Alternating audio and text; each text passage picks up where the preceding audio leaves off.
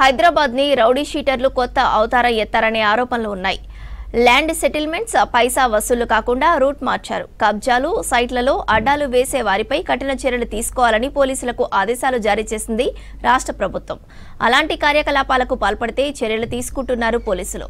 నిఘా పటిష్టంగా ఉండటంతో రౌడీ షీటర్లు రూట్ మార్చి కొత్త దందాలు చేస్తున్నారనే విమర్శలున్నాయి. గ్రేటర్ పరిధిలోని హైదరాబాద్, సైబరాబాద్, రాచకొండ పోలీస్ కమిషనరేట్ల పరిధిలోని రౌడీ షీటర్లపై ఫోకస్ పెట్టారు పోలీసులు. గతంలో ల్యాండ్ సెటిల్మెంట్స్, కబ్జాలు, నెలవారీ వసూళ్లతో రౌడీ షీటర్ల దందా నడిచింది. ప్రస్తుతం రాజధానిలో రియల్ ఎస్టేట్ వ్యాపారం కొంతవరకు స్లోగా నడుస్తోంది. దీంతో సెటిల్మెంట్స్కు ఛాన్స్ లేదు, వసూళ్లకు అంతకన్నా అవకాశం లేదు. పోలీసులు ఉక్కుపాదం మోపి నిఘా పెట్టడంతో ఈ తరహా కార్యకలాపాలకు పాల్పడకుండా రూట్ మార్చారు రౌడీ షీటర్లు.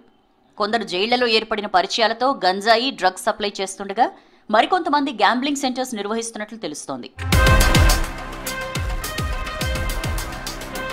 ల్యాండ్ సెటిల్మెంట్స్, వసూళ్లకు ఛాన్స్ లేకపోవడంతో కొంతమంది రౌడీ షీటర్లు పేకాట స్థావరాలు, డ్రగ్స్ సప్లై రూట్స్ ఎంచుకుంటున్నారు.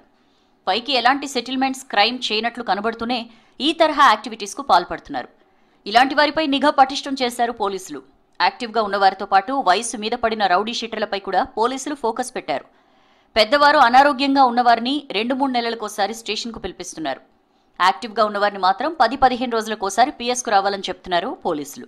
ల్యాండ్ ఇష్యూస్లో కానీ, గవర్నమెంట్ ల్యాండ్ కబ్జా చేసుడు కానీ, ఇటువంటి వాటి మీద రౌడీ షీట్ ఓపెన్ చేయడం జరుగుతుందండి.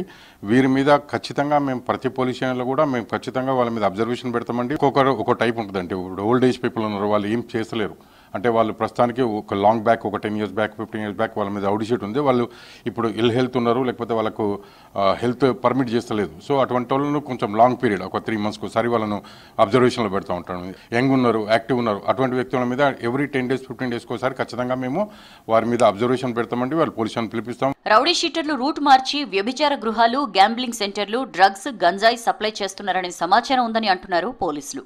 వారిపై నిఘా పెట్టామని తెలిపారు.